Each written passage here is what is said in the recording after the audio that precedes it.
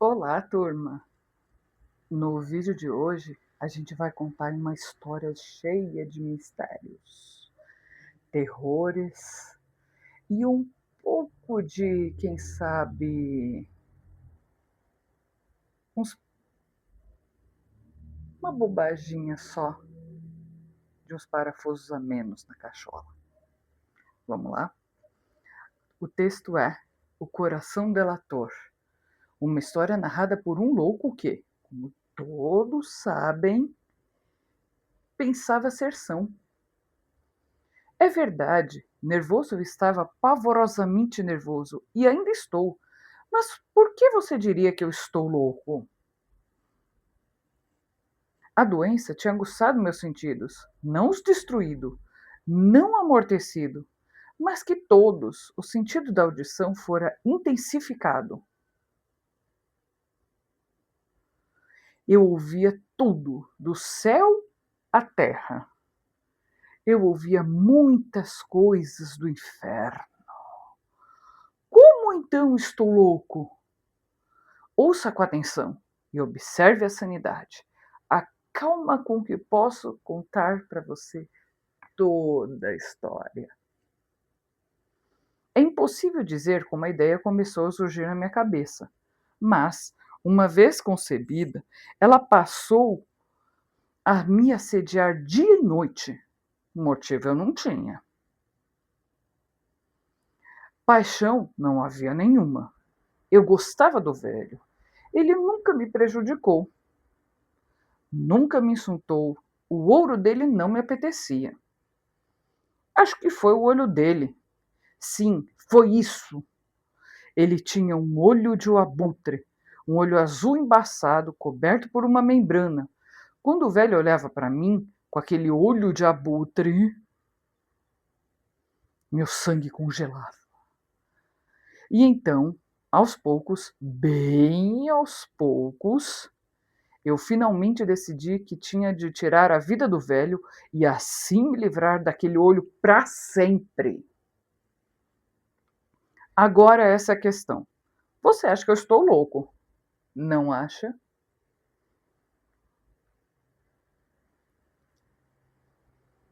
Loucos não sabem de nada. Mas você deveria ter me visto. Deveria ter visto com que sensatez eu agi, com que cuidado e que prudência. Com que dissimulação fiz meu trabalho. Eu nunca tinha sido tão amável com o velho como fui durante toda a semana antes de matá-lo. E todas as noites, por volta da meia-noite, eu girava o trinco da porta dele e abria. Ah, com tanta delicadeza! E então, quando já tinha aberto a porta o suficiente para que minha cabeça passasse, eu passava por ali uma lanterna escura, toda coberta. Coberta para que nenhuma luz se projetasse. E depois eu esticava a cabeça para dentro. Ah, você acharia graça se visse a destreza com que eu passava a cabeça pela abertura. Eu a movia devagar, bem devagar, para não perturbar o sono do velho. Levava uma hora para passar a cabeça toda pela abertura, até que se pudesse vê-lo enquanto ele estava deitado em sua cama. Ah, será que só um louco assim seria tão esperto? E então, quando minha cabeça já estava toda dentro do quarto, eu descobri a lanterna com um cuidado. Ah, com muito cuidado. Com cuidado, porque as dobradiças rangiam, e eu a descobri só um pouquinho, de modo que apenas um raio pequeno e fino de luz se depositasse sobre aquele olho de abutre. E fiz isso por 7 longas noites. Sempre à meia-noite, mas encontrava o olho sempre fechado. E então era impossível fazer o trabalho, porque não era o velho que me perturbava, era o olho maligno que ele tinha. E cada manhã, quando o dia nascia, eu ia corajosamente até o quarto e falava com ele corajosamente. Chamava-o pelo nome, com um tom cordial, e perguntava a ele como que tinha passado a noite. Veja que ele teria de ser um velho muito sagaz, de fato, para suspeitar que toda noite, exatamente à meia-noite, eu observava enquanto dormia. Na 8ª noite, eu fui mais cauteloso do que costumava ser ao abrir a porta. O ponteiro dos minutos de um relógio se moveria mais rápido do que minha mão. Nunca antes daquela noite eu tinha sentido o alcance dos meus próprios poderes, da minha sagacidade. Eu mal podia conter o meu sentimento de triunfo. Pensar que lá estava eu, abrindo a porta, pouco a pouco, e ele sequer sonhando com minhas intenções e pensamentos secretos. Cheguei a rir discretamente da ideia, e talvez ele tenha me ouvido, porque de repente se mexeu da cama num sobressalto. Agora você pode pensar que eu recuei, mas não. O quarto dele estava negro como breu, com a escuridão espessa, já que, temendo ladrões, o velho mantinha as persianas bem fechadas. Por isso, eu sabia que ele não conseguia ver a porta sendo aberta e continuei empurrando com firmeza. Mais e mais. Eu já estava com a cabeça lá dentro e pronto para descobrir a lanterna, quando meu dedão escorregou no fecho da lata e o velho saltou da cama e gritou: "Quem está aí?" Fiquei imóvel, não disse nada. Por 1 hora inteira não movi um músculo sequer. E durante esse tempo não ouvi se deitar. Ele continuava sentado na cama, escutando, assim como eu tinha feito noite após noite, prestando atenção aos relógios da morte dentro da parede. Naquele momento, ouvi um ligeiro gemido, e eu sabia que era o gemido de um terror mortal.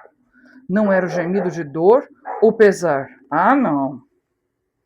Era o som baixo e contido que vem do fundo da alma, quando ela está tomada de pavor. Eu conhecia bem aquele som. Muitas noites, bem à meia-noite, enquanto o mundo todo dormia, o som tinha vazado de meu próprio peito, aprofundando com o seu eco pavoroso os terrores que me ocupavam. Digo que eu os conhecia bem. Eu sabia que o velho sentia e tive pena dele. Embora meu coração gargalhasse, eu sabia que ele estava acordado desde o primeiro ruído, quando se virou na cama. Os temores, desde então, vinham crescendo dentro dele.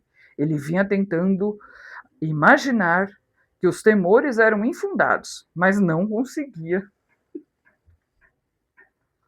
Ele vinha dizendo a si mesmo: é só o vento na chaminé, é só um camundongo andando pelo chão, ou é apenas um grilo que criquilou por um instante. Sim, ele vinha tentando se confortar com essas suposições, mas percebeu que era tudo em vão.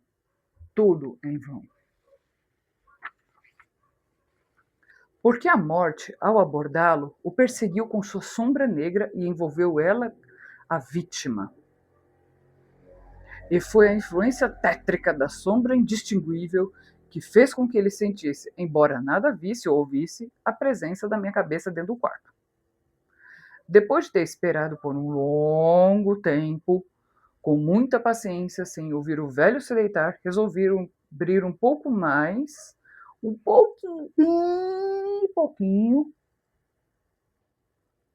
a lanterna. Então abri. Você não pode imaginar a forma tão furtiva, até que um único raio, fraco como uma teia de aranha, escapou pela fenda e foi inteiro de encontro ao olho do abutre. Ele estava aberto, bem aberto. E eu fiquei furioso quando olhei para ele. Eu ouvi com perfeita clareza aquele azul desbotado, coberto por um véu hediondo que gelou até meu osso, até o tutano. Mas não pude ver mais nada do rosto ou da pessoa do velho, porque ele tinha direcionado o raio, que, como por instinto, precisamente sob o maldito olho. E não que eu lhe disse, o que você pensa ser loucura não passa de uma extrema sensibilidade? Agora eu digo, chegou aos meus ouvidos um som baixo, abafado e rápido, como de um relógio envolto em algodão. Eu conhecia bem aquele som também. Era a batida do coração do velho. Aquilo aumentou minha fúria como a batida de um tambor, estimula o soldado a ser corajoso.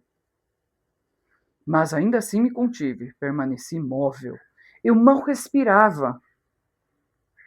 Eu segurava a lanterna sem me mover.